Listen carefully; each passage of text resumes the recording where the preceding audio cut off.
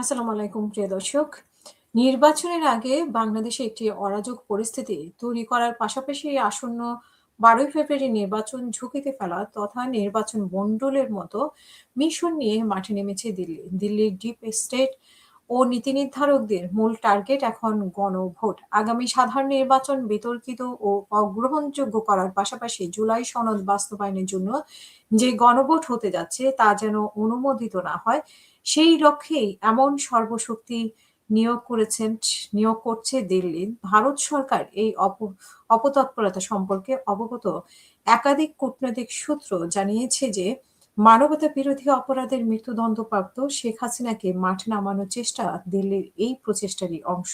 গত ২৩শে জানুয়ারি দিল্লিতে অনুষ্ঠিত বহুল আলোচিত সেভ ডেমোক্রেসি ইন বাংলাদেশ শীর্ষক মতবিনিময় অনুষ্ঠানে শেখ হাসিনার একটি অডিও বক্তব্য প্রচারের মাধ্যমে সরাসরি বাংলাদেশের নৈরাজ্য সৃষ্টির অপতৎপরতায় নেমেছে দিল্লির নীতি নির্ধারকরা।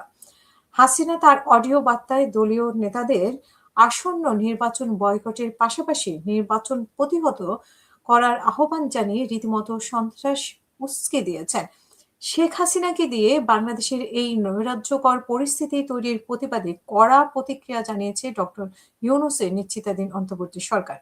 এই ব্যাপারে বাংলাদেশের পররাষ্ট্র মন্ত্রণালয় এক বিবৃতিতে বলা হয়েছে যে ২৩শে জানুয়ারি দেওয়া হাসিনার বক্তব্য বাংলাদেশ সরকারের উৎখাত ও আসন্ন নির্বাচন ভণ্ডুলের উদ্দেশ্যে সহিংসতা উস্কে দেওয়া হয়েছে। দিল্লির এই পদক্ষেপ বাংলাদেশের গণতান্ত্রিক উত্তরণ ও নিরাপত্তার জন্য মারাত্মক হুমকি। এছাড়া বাংলাদেশ ভারতের সম্পর্কের জন্য দিল্লির এই তৎপরতা একটি বিপজ্জনক দৃষ্টান্ত। কূটনৈতিক ও রাজনৈতিক বিশ্লেষকরা মনে করছেন যে আসন্ন নির্বাচন নিয়ে ভারতে ইতিমধ্যেই উদ্বিগ্ন এবং এই নির্বাচনে আওয়ামী লীগ নেই, তাদের বিশ্বস্ত জাতীয় পার্টির অবস্থাও একেবারেই নাজুক। বিএনপিকে পুরোপুরি আস্থায় নিতে পারছে না ভারতের নীতি নির্ধারকরা। অন্যদিকে জামাতের নেতৃত্বাধীন ইসলামী দলগুলো জোটের নির্বাচন ভালো ফলাফল করার সম্ভাবনা তৈরি হওয়ায় দিল্লির ডিপ স্টেটের উদ্বেগ আরো বেড়েছে। এমন পরিস্থিতিতে নির্বাচন ভণ্ডুলের মতো পরিস্থিতি তৈরি করতে চাইছে ভারত।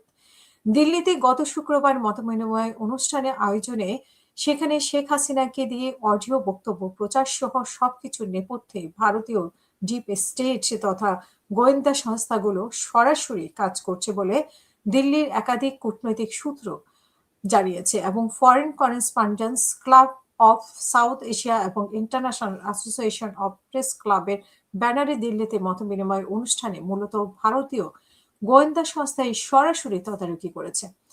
কূটনৈতিক সূত্রে জানিয়েছে যে শেখ হাসিনাকে প্রকাশ্যে আনার ব্যাপারে ভারতীয় গোয়েন্দা সংস্থা এবং নীতি নির্ধারকরা দফায় দফায় বৈঠক করেছে। তবে তাদের মধ্যে এই ব্যাপারে দৃশ্যমান মতভেদ রয়েছে। কেউ কেউ চেয়েছেন যে শেখ হাসিনাকে ভার্চুয়াল অনুষ্ঠানে যোগ দিবে এবং মতবিনিময়ের উপস্থিত আন্তর্জাতিক বিভিন্ন গণমাধ্যমের প্রতিনিধি, সাবেক কূটনৈতিক ও সুশীল সমাজের প্রতিনিধি সহ বিভিন্ন শ্রেণী পেশার মানুষের সঙ্গে সরাসরি কথা বলবেন। তবে শেষ পর্যন্ত তা হয়নি। অনুষ্ঠানে শেখ হাসিনার রেকর্ড করা একটি ইংরেজি অডিও বার্তা প্রচার করা হয়।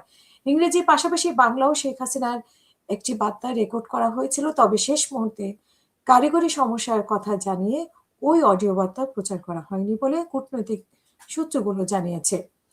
উল্লেখ্য, শেখ হাসিনা তার অডিও বার্তায় বর্তমান অন্তর্বর্তী সরকারকে বিশেষ করে ডক্টর ইউনূসকে আক্রমণের প্রধান লক্ষ্য বানিয়েছে।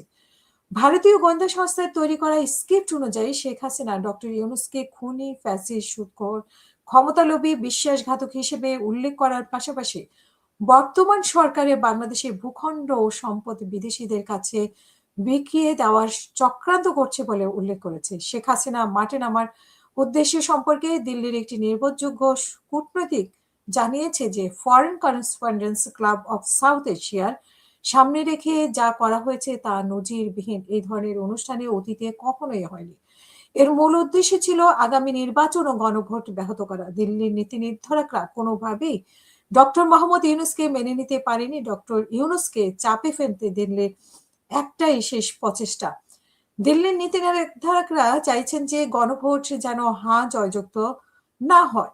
তাই গণভোট নায়ের পক্ষে নানা ধরনের তৎপরতা শুরু করেছে দিল্লি। তাদের বিশ্বস্ত জাতীয় পার্টি প্রকাশ্যে তাদের কর্মীদের সমর্থকদের না ভোট দেওয়ার আহ্বান জানিয়েছে।